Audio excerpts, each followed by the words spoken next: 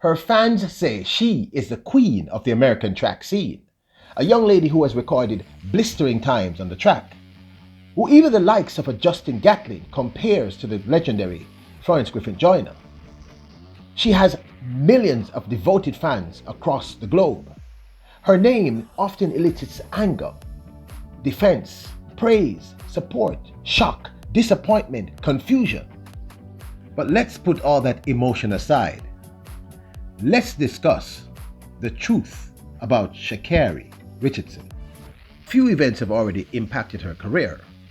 Early this year, Shelly-Ann Fraser-Pryce of Jamaica ran an impressive 10.63, making her the fastest woman alive at the point. After a very impressive run at the American National Trials, Shá Carri Richardson was banned for the use of marijuana and therefore did not attend the Olympics. At the Tokyo 2020 Olympics, Elaine Thompson-Herah broke the existing Olympic record running 10.61 in the women's 100 meter, becoming the fastest woman alive.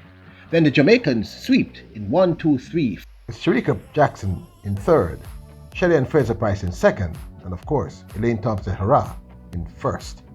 So this is a vlog I had tried to avoid doing because so many people got so emotional when discussing this talented young athlete. Let's break down her career. Let's talk facts. Let's examine the statistics. And my first question is this. Is Shá Carri Richardson actually fast? Is she the speed prodigy that so many people say she is? In the semifinals of the women's 100 meters national trials in the United States, we saw a hugely win-aided 10.65 run from young Shá Carri Richardson. Win-aided or not, she still ran 10.65, which honestly had my eyes wide open. I was impressed. It made me think, wow, she is actually fast. You're going to say it wasn't ratified, but that's really neither here nor there. The fact is she ran 10.65. She actually ran it, win-aided or not.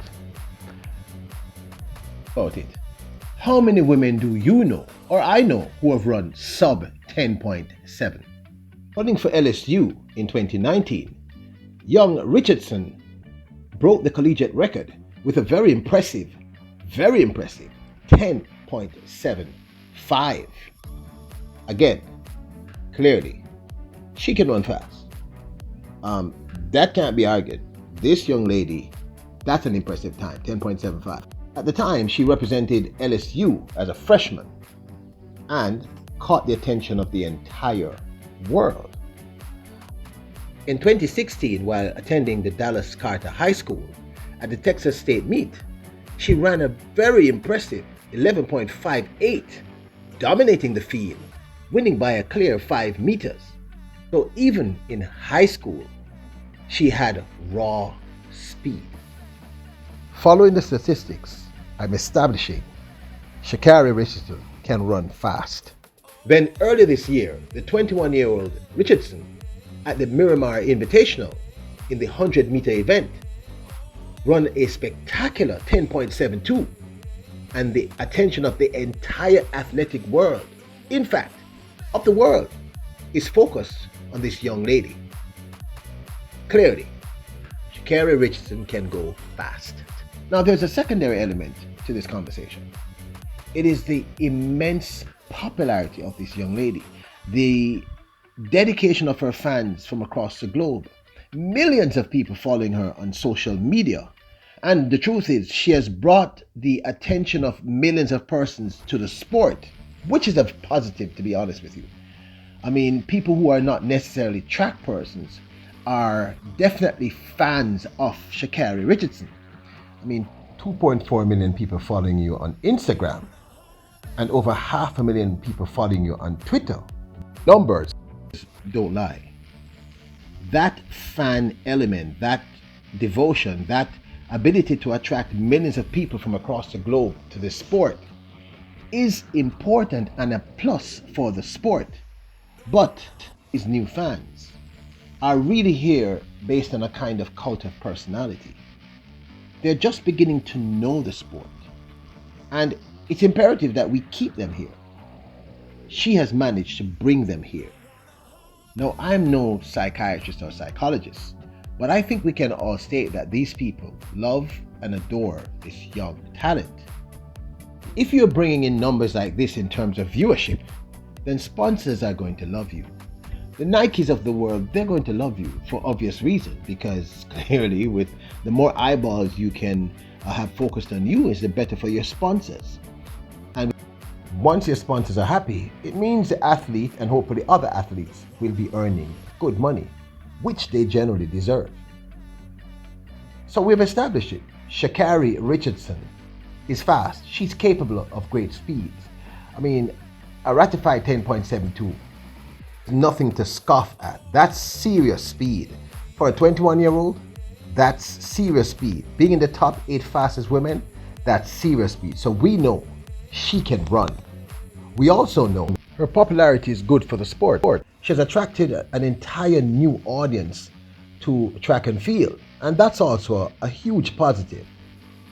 It could be because of the controversy, her braggadociousness, her style, her flair, or just her raw personality. So we know those two things are absolutely true.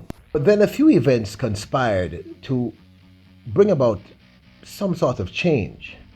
One, unfortunately, and my condolences to her and her family, she lost her mom. And that must be a very difficult thing to cope with. She explained that as a result of that traumatic loss, she made a terrible decision and decided to smoke a banned substance. The result being she was prevented from representing the United States in the much anticipated women's 100 and 200 meter sprints at the Tokyo 2020 Olympics.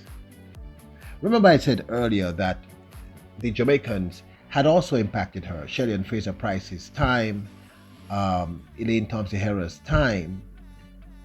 These are legends in track and field. These are perhaps the two greatest female sprinters of all time. And I think the world came back to a sort of practical perspective because, let's face it, a remarkable time, though it may be, of 10.72 is nothing close to a 10.63 by a Shelly-Ann Fraser-Pryce, a living legend, or a 10.61 by another legend, Elaine Thompson-Herah. The truth is, looking at the stats, something has gone horribly wrong with young Shá Carri Richardson. You see, her times are getting slower and slower and slower. And I mean drastically slower. What the heck is going on with young Shá Carri Richardson? As I've previously stated in several of my vlogs, I believe she's very talented. In fact, I believe in encouraging young talent. The sport needs fresh blood. So when I see this sort of drop-off in an athlete's time, I get worried. Is she injured and her team is not telling us? Is something else happening? In the most hyped female 100 meters since the Olympic finals, Shá Carri Richardson, who had rested for 2 months, ran last, dead last, or as the American press call it, 9th place. Not only that, she ran 11.14. I want you to understand there are high school girls in Jamaica who are running faster than that time. Then we saw her in the 200 meters at the Brussels Diamond League. Shá Carri Richardson's PB in the 200 meters is 22 seconds. She came 4th in that race and ran a dismal 22.45. Then we saw her at Padova in Italy, where she came 2nd with 11.19. And I know people are going to say, well, she's improving, but actually she didn't. 11.19 is much slower than she ran at last place at the Prefontaine Classic. She ran 11.14 there. She ran 11.19 to come 2nd here. On May 19th, at the 60th Ostrov Golden Spike, early this year in 2021, she ran in the 200 meters. With a PB of 22 seconds, she won in a time of 22.35, which again was not a very impressive time. And people, this is early this year, this is in May. And at that point, I started to wonder what's up with this. Yes, all athletes have races where they are not at their best. However, sustained decline in an athlete's time leading to this kind of drastic drop off means something is horribly wrong. And there are only a few things that can account for this terrible drop off in speed.